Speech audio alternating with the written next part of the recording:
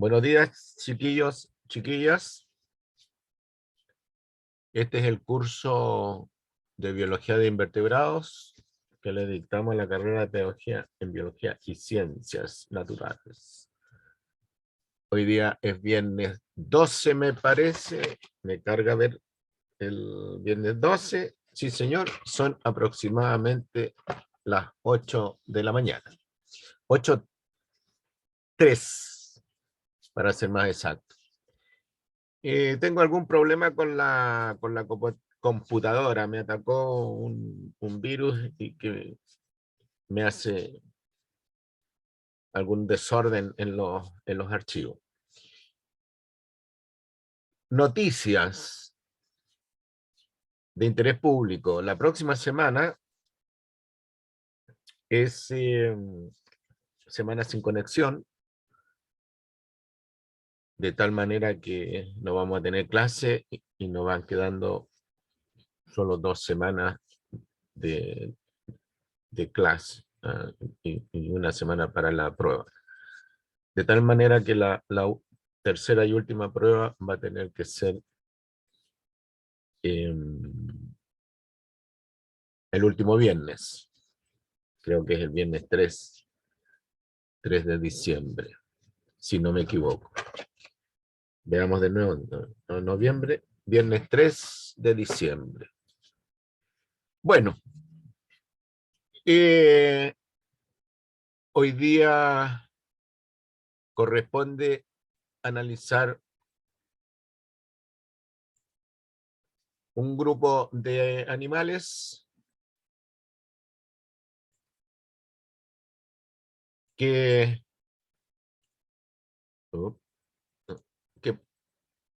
pertenecen al grupo taxonómico, animales bilaterados, celomados, protostomados, metaméricos.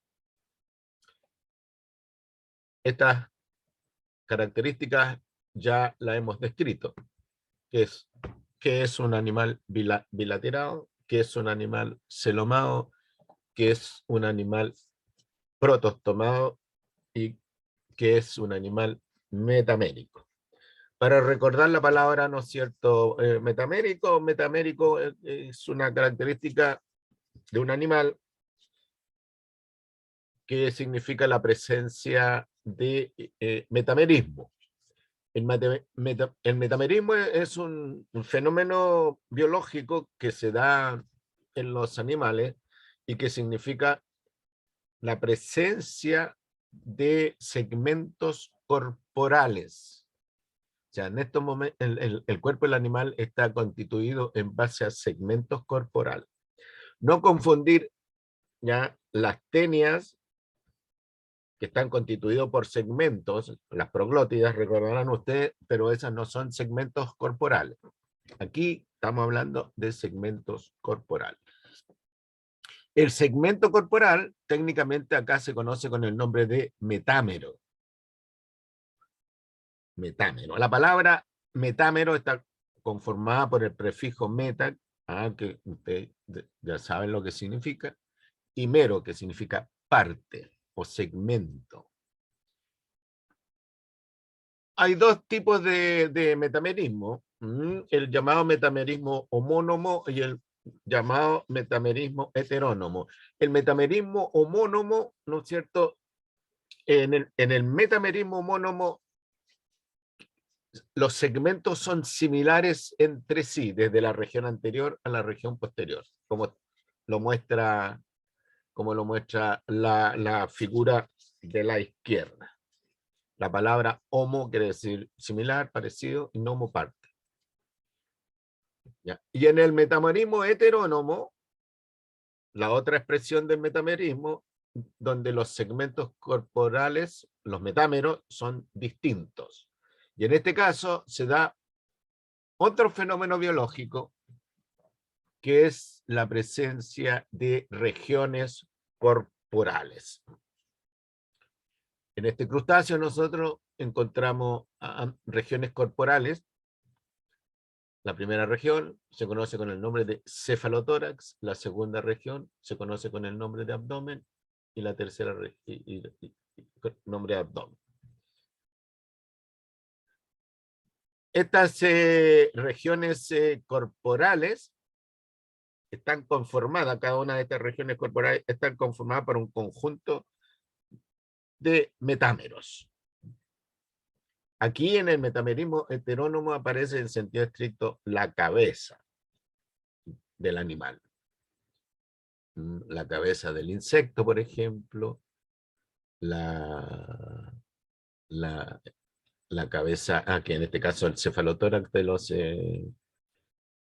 los crustáceos.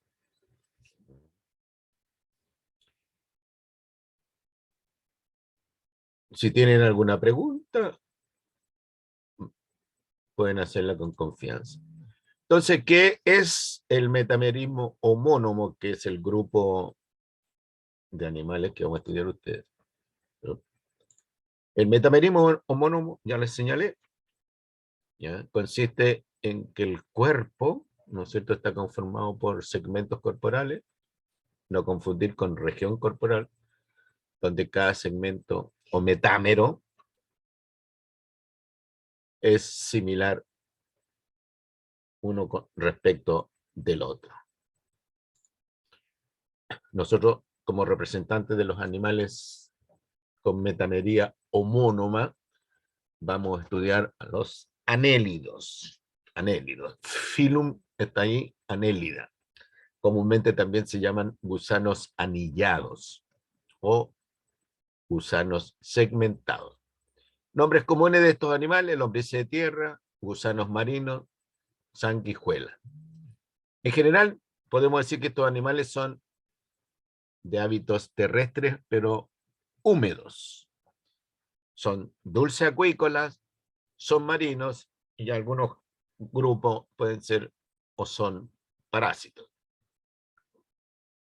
como en el caso de las sanguijuelas. Bueno, también en los anélidos se dan casos bastante interesantes de mutualismo y comensalismo.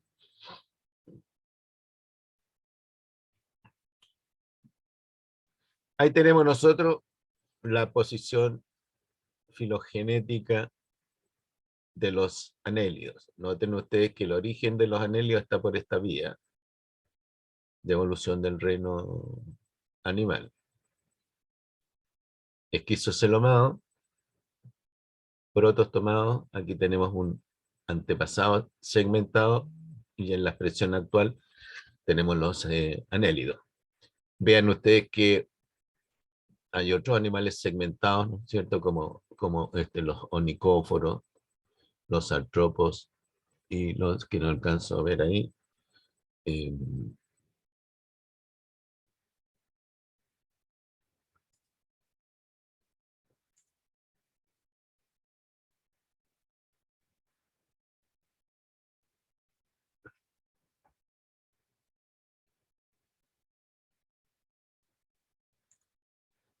¿Cuál es la posición taxonómica de los anélidos? Forman parte de este gran grupo. Si vamos para atrás, ¿no es cierto?, su reino Eumetazoa, grado Bilateria, supraocelomata, sección protostomata, y dentro de los protostomatas, ¿no es cierto?, están ahí los anélidos. Aquí tenemos nosotros la posición del filum en términos de la riqueza de especies, que tantas especies existen dentro del filum. Recuerden que filum es sinónimo de diseño arquitectónico. El filum Annelida es uno de los 35 de todo este listado que ven ustedes acá de diseños de animales. Entonces verán ustedes que la diversidad en términos de riqueza de especie es relativamente baja, menos del 1% dentro del total de especies del reino animal. ¿Cuáles son las formas corporales? Hay básicamente 3 formas corporales de anélido. Los gusanos de mar, los gusanos de arena, que pertenecen a la clase poliqueta, porque tienen de la región anterior a la región posterior en el cuerpo una gran cantidad de pelos rígidos. Una seta es un pelo rígido. Después tenemos las lombrices de mar. Estos de la región anterior a la región posterior tienen quetas pequeñitas y en menor cantidad. Pertenecen a la clase oligoqueto. Y después tenemos nosotros las sanguijuelas. Que son animales adaptados a la vida parásita. No todas las sanguijuelas son parásitas, ¿no? Pero hay algunas que son algunas especies que son ectoparásitas. Acá tenemos nosotros la región anterior representada por la boca, ¿no es cierto? Y aquí tenemos la región posterior donde va ubicado el ano. Los anelios tienen una forma corporal general gusaniforme, en forma de gusanos. Son animales alargados, anillados, no hay una clara diferenciación en la región anterior y la región posterior, y son de cuerpo blando. ¿Cuáles son las peculiaridades del filum? Además de las que le he señalado, forma de gusano, cuerpo blando, que la pared corporal en la porción en el lado externo de la pared corporal, la piel, presentan una zona glandular que se conoce con el nombre de clitelo. Clitelo. Y bueno, también se lo señalé, presentan, ¿no es cierto?, un cuerpo con pelos rígidos, se llaman setas o cerdas. Y en el caso de los poliquetos, presentan tentáculos orales que le ayudan a capturar el alimento y unos órganos ya, bastante peculiares y propias de estos animales, conocidos con el nombre de parápodos. El parápodo, la palabra para quiere decir al lado de podo, pata o pie. Recuerden la palabra podólogo o podología. A esta hora de la mañana me viene una pequeña alergia.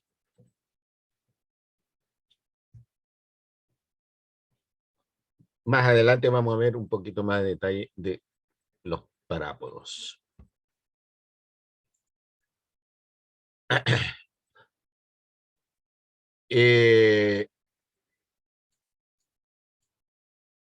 Aquí tenemos nosotros en el lado derecho de la pantalla, tenemos un poligueto.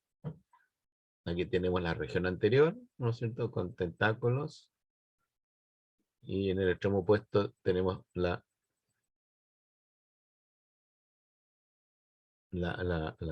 zona del ano. Cada una de estas estructuras que ustedes ven aquí son los parápodos. Y noten que estas estructuras están en pares y se repiten serialmente de la región anterior a la región posterior. Los parápodos son prolongaciones laterales de la pared del cuerpo con cierto grado de movimiento. Proyecciones laterales de la pared del cuerpo. Esto es bien interesante porque se cree que los parápodos son las estructuras anteriores de las patas de los animales. De los animales invertebrados, por supuesto.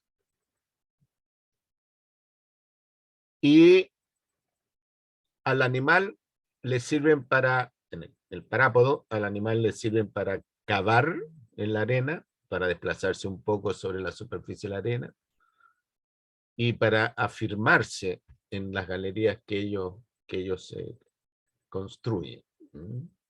No es una estructura que se mueva demasiado, ¿ya? Pero colabora un poco con el movimiento.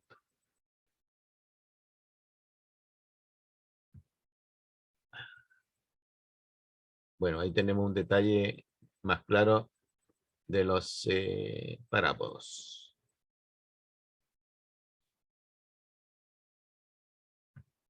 Después tenemos nosotros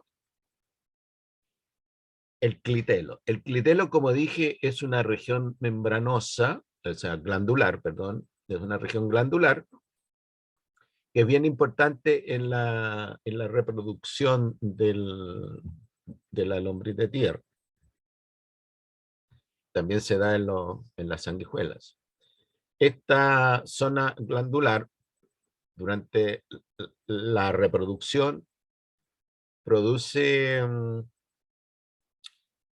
las paredes del capullo donde se van a poner los huevos de las lombrices. De tal manera que cuando el animal se está reproduciendo, se está formando una especie de saquito, y en ese saquito se van eliminando los huevos, el animal se libera del saco, lo deja en el suelo, y en su interior entonces se están formando las lombrices hijas. Tremendamente importante el criterio en el periodo reproductivo. Esta es la región anterior, ¿no es cierto?, del animal, y esto es la región posterior. Noten el metamerismo homónimo. Aquí no hay parápodos, pero así hay cerdas. Las cerdas son relativamente pequeñas. ¿Qué características tienen los anélidos para enfrentar los desafíos que le presenta la vida? Recuerden que, de nuevo les digo, que el filum es una forma, un tipo de diseño animal, de diseño arquitectónico. Entonces, la función de alimentación, ¿cómo la encaran los anélidos? Con un sistema digestivo. Estos animales, en el caso de las lombrices de tierra, ¿no es cierto?, absorben la materia orgánica que está en el suelo. En el caso de los poliquetos, algunos son filtradores, ¿no es cierto?, y otros son depredadores. En el caso de las sanguijuelas, bueno, como dije, algunas son ectoparásitos, se alimentan de sangre, y otras especies son depredadores. Ventilación, la respiración del animal. Estos todavía no tienen un sistema respiratorio, de tal manera que el intercambio gaseoso se hace mediante difusión a través de la pared corporal. En algunos poliquetos existen órganos respiratorios conocidos como branquias. Movimiento, presentan un sistema muscular, la musculatura está poco desarrollada. Estos, cuando se mueven, lo hacen con el cuerpo, con un movimiento serpentino o reptante. Algunos con órganos locomotores que les ayudan a la natación, la reptación, al anclaje, como son los parápodos. La conducta, presentan un sistema nervioso metamérico. ¿Qué significa un sistema nervioso metamérico? Significa que los elementos constituyentes del sistema nervioso se van repitiendo, ¿ya? En este caso son los ganglios nerviosos, se van repitiendo segmentariamente a lo largo del animal. Nosotros, por ejemplo, tenemos un sistema nervioso metamérico, nosotros somos animales segmentados, pero obviamente la segmentación en nosotros apareció por otro lado, distinto de cómo ocurrió en el caso de los anélidos. Entonces, si usted examina el sistema nervioso nuestro, la cuerda nerviosa dorsal nuestra es segmentada. A cada cierto trecho hay ganglios de los cuales nacen nervios periféricos. soporte, no tienen un sistema de soporte, no tienen un sistema esquelético. Hay líquidos internos en el celoma, ¿no?, que contribuyen a mantener la forma corporal del anélido. Presentan un sistema excretor, ya aquí los órganos excretores se llaman nefridios y también tienen una estructura metamérica. Dice en otras palabras, en el anélido primitivo, ¿no es cierto?, en el modelo de anélido, ¿ya?, hay un par de riñones, recuerden la simetría bilateral, un par de riñones, entre comillas esos riñones, un par de nefridios, mejor dicho, por segmento. Cuando uno habla de riñón, ya, ustedes tienden a pensar que es como el riñón nuestro. Aquí el órgano excretor es un nefridio. Recuerden que de órganos excretores hemos hablado las células flamígeras, los metanefridios, y aquí los nefridios. Transporte interno, aquí también es interesante respecto del grupo anterior, del filum anterior. Esto presenta un sistema circulatorio. Aquí el sistema circulatorio es cerrado. Como dijimos en la clase pasada, el sistema circulatorio, o sea, la sangre siempre circula por conductos. Y en algunos casos pueden haber corazones múltiples. Reproducción, presentan un sistema reproductor, ¿no es cierto? Algunos son hermafroditas y en otros sexos separados. ¿Cuáles son los aspectos importantes de la biología de anélido?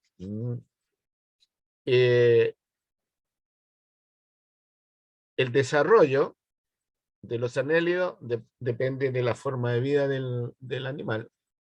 En el caso de los poliquetos, el desarrollo es un desarrollo indirecto, se hace mediante una larva, conocida con el nombre larva trocófera, que significa, ¿no es cierto?, desarrollo indirecto, que del huevo emerge un individuo distinto del adulto que corresponde a la larva trocófera.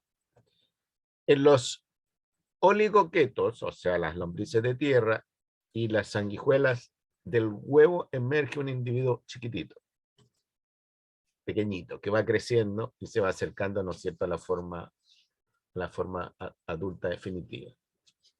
Eso es un desarrollo directo. La reproducción puede ser tanto por vía asexual como por vía sexual.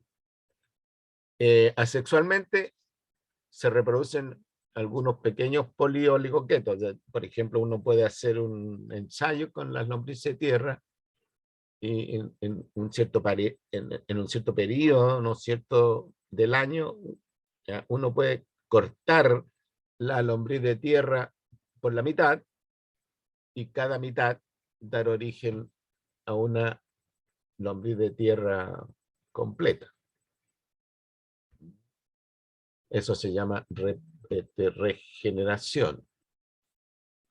En el caso de la reproducción sexual, bueno, las lombrices de tierra y las sanguijuelas se tienen que aparear. En el caso de los poliquetos, bueno, estos animales tiran sus gametos masculino y femenino al agua, y ahí entonces se produce la fertilización del huevo. Los sexos son separados en poliquetos, ¿ya?, y en lombrices de tierra y sanguijuela es el hermafroditismo, lo más común, ¿ah?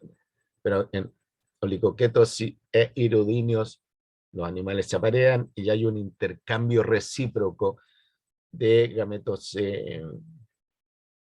masculinos. Bueno, ya les señalé, la fecundación es externa en los periquetos e interna en los oligoquetos e irudinos.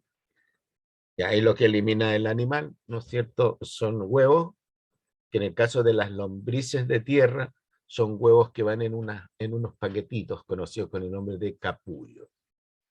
Y se eliminan al suelo.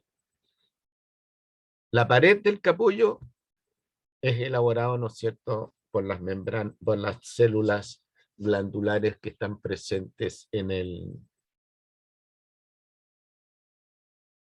clitelo.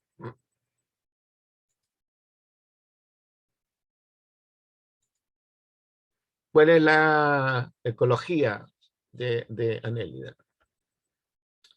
Bueno, el alimento varía según el grupo que se considere. En irudinios, cuando son parásitos, se alimentan de sangre o jugos orgánicos de sus hospederos. Pero hay algunas especies de sanguijuelas que son depredadoras, ya, se alimentan de pequeños organismos. Los oligoquetos se alimentan de materia orgánica que están en descomposición. Los oligoquetos son abundantes en lugares donde la materia vegetal es abundante, por ejemplo, en los suelos de bosques. Los poliquetos, algunos son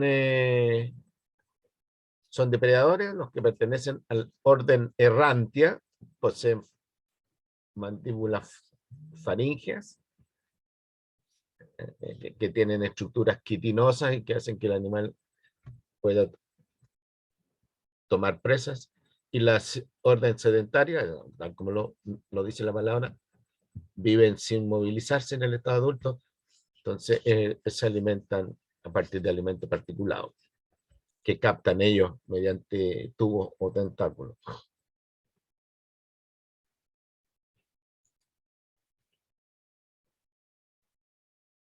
Relaciones con el ser humano. Las lombrices de tierra son beneficiosas para la fertilidad del suelo. ¿Por qué son beneficiosas las lombrices de tierra para la fertilidad del suelo? El animal, la lombriz de tierra, como dije, se alimenta succionando materia orgánica vegetal. Y en el intestino de la lombriz de tierra, esa materia orgánica es mezclada con bacterias de la descomposición. Y el animal entonces, con movimientos de la pared del intestino, hace una suerte de molienda de la materia orgánica vegetal. Y lo va mezclando con las bacterias que están presentes en el suelo. Y también ya produce una digestión química que libera nutrientes, y estos nutrientes, ¿no es cierto?, son absorbidos por las paredes del intestino y pasan, ¿no es cierto?, al cuerpo de la lombriz, pero una gran cantidad de nutrientes quedan ahí y salen con las fecas al exterior. ¿Ya? Como las lombrices se tienen que mover en el suelo, además, ¿no es cierto?, distribuyen mediante la feca los nutrientes en el suelo. Estos animales suben a la superficie, ¿no es cierto?, en épocas de lluvia, ¿ya? Y mientras el ambiente está húmedo, se desplazan y se aparean, qué sé yo, y en épocas de no lluvia, ambientes cálidos o durante el día, se fondean. Entonces, estos movimientos de subida y bajada, subida a la superficie, ¿no es cierto?, y bajada algunos metros, centímetros, qué sé yo, bajo la superficie del suelo, hace que el suelo quede lleno de canales. Cuando llueve, el agua percola mejor hacia las capas inferiores del suelo. Y como también estos conductos permiten el movimiento del aire, entonces el suelo, capas inferiores del suelo, se ventilan. Hay intercambio de gases, sobre todo anhídrido carbónico que escapa a la atmósfera y oxígeno que penetra ya sea con el agua de lluvia o bien por movimiento, ¿no es cierto?, de gases desde la atmósfera inferior, en la que está en contacto con el suelo, hacia capas inferiores del suelo. Por eso que las lombrices de tierra se consideran animales beneficiosos para la fertilidad del suelo. Y ahora hay un movimiento,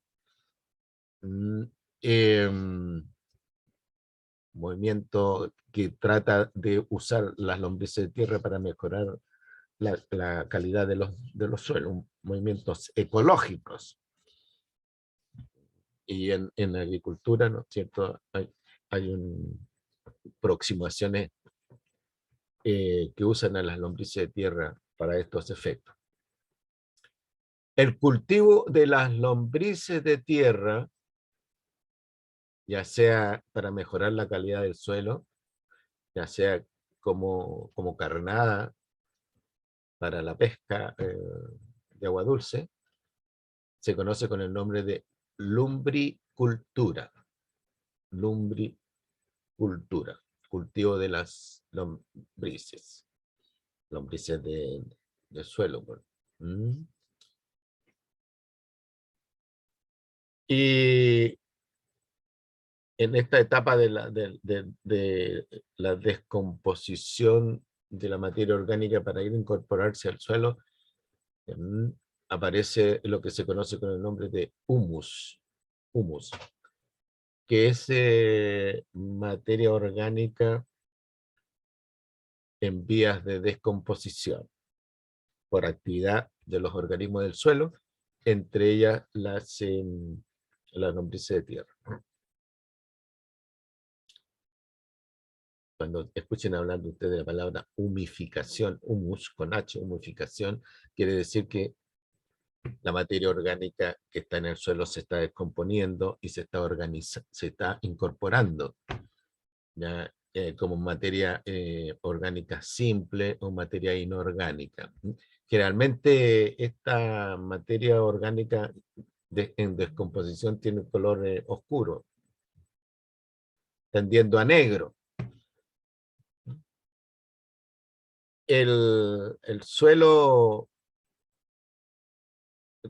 el suelo fertilizado, producto de la actividad de las lombrices, se vende en la jardinería, en los viveros, qué sé yo, y es relativamente caro para la cantidad, para el volumen. Después tenemos nosotros las sanguijuelas. Las sanguijuelas tienen una historia de uso medicinal en algunas regiones europeas. La sanguijuela tiene unas glándulas salivales que producen una sustancia que evita la coagulación de la sangre, ¿ya? Entonces este animal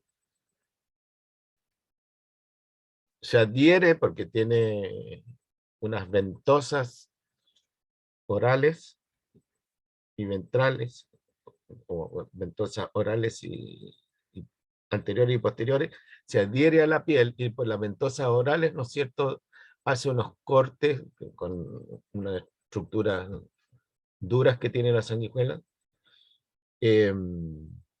cortes en la piel, inyecta la iridina y la piel en la sangre entonces empieza a fluir y no se coagula. En en el esófago de la sanguijuela.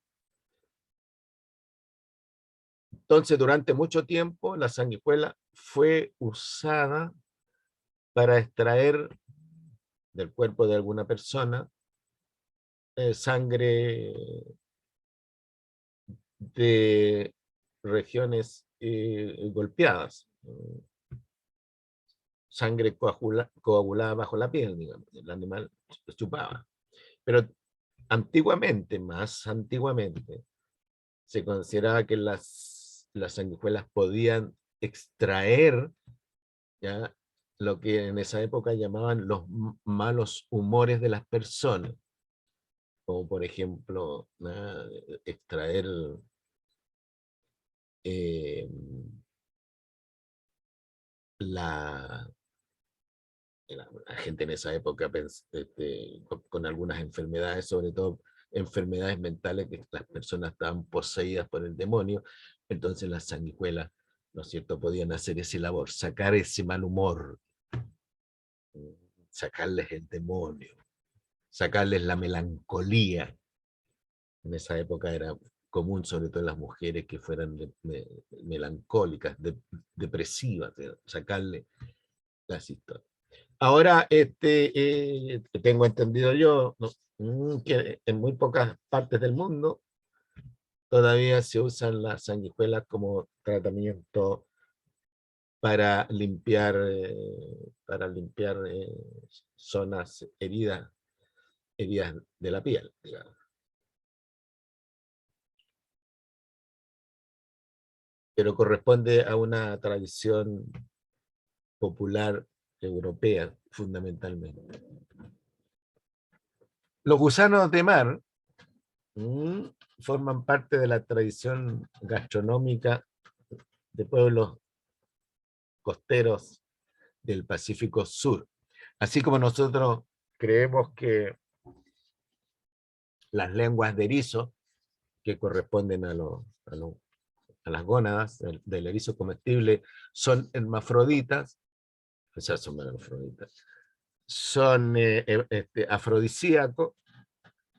En estos pueblos se consideran que los gusanos de mar, sobre todo cuando están en la época reproductiva, llenos de huevos,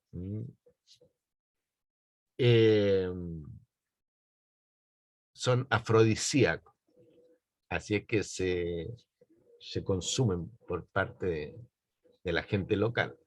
Ciertamente, ¿no es cierto?, esto también constituye un atractivo turístico, ¿ya? Ya que en ciertas épocas del año, en la época reproductiva, donde abundan estos animales en muchas islas del Pacífico Sur, la época reproductiva, en noches de luna, los animales se parten por la mitad y la parte reproductiva sube a la superficie y tiene ciertos movimientos estentorios, así como de colapso, para dejar en libertad los huevos. Y ahí la gente entonces, los pescadores, turistas, recogen estas porciones sexuadas del cuerpo de los poliquetos y se los consumen así como nosotros consumimos las, las gónadas del erizo comestible, aderezadas con limón, digamos, y con una buena copa de vino, un vino blanco.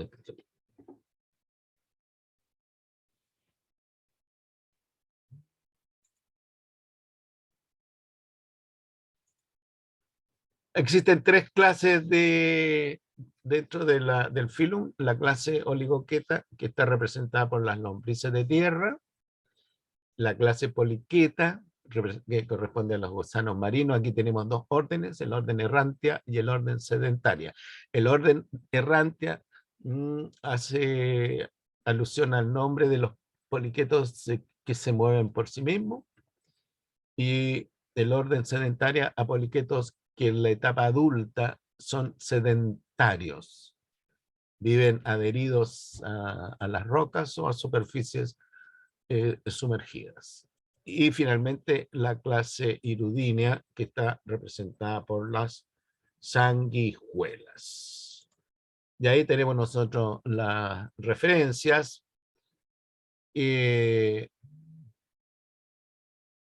no se olviden que esta materia la tienen que profundizar un poquito más con la guía de autoaprendizaje. ¿Alguna pregunta, comentario, opinión? Ya estamos en la hora, tengo yo las 8:43. Said, ¿alguna pregunta?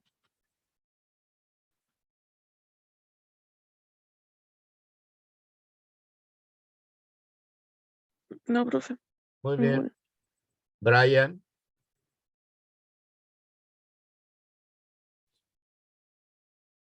No, profe. Marco. No, profe, por el Muy bien. momento no. Ok. ¿Algún comentario sobre las notas de la prueba?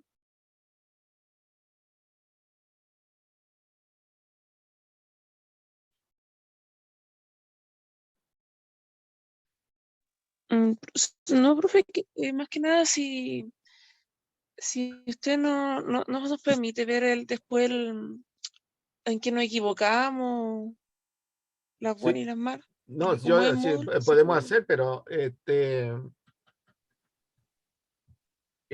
la hora de atención, de alumno, no tengo problema ahí en la hora de atención de alumno, pero aquí ya, sí. con la semana de exclusión, sin conexión,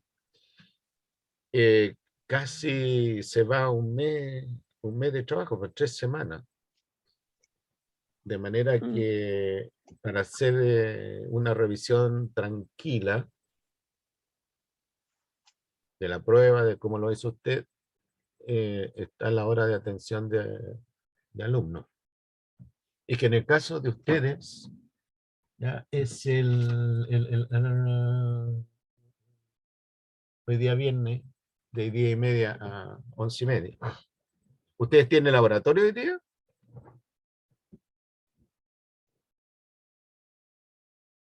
¿Aló? No, el laboratorio de invertebrados son los jueves. Ah, Hoy son los día jueves. tenemos, claro, hoy día tenemos otro ramo. Ya. Ahora, para yo no quedarme plantado, ¿no es cierto? Me tienen que decir, profesor, yo quiero hacer uso de mi hora de atención de alumnos, ¿no?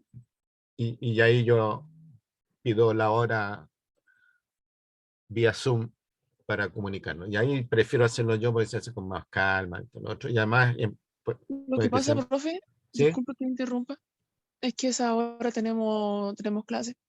La clase empieza a las 9:45 y termina a las 11:15.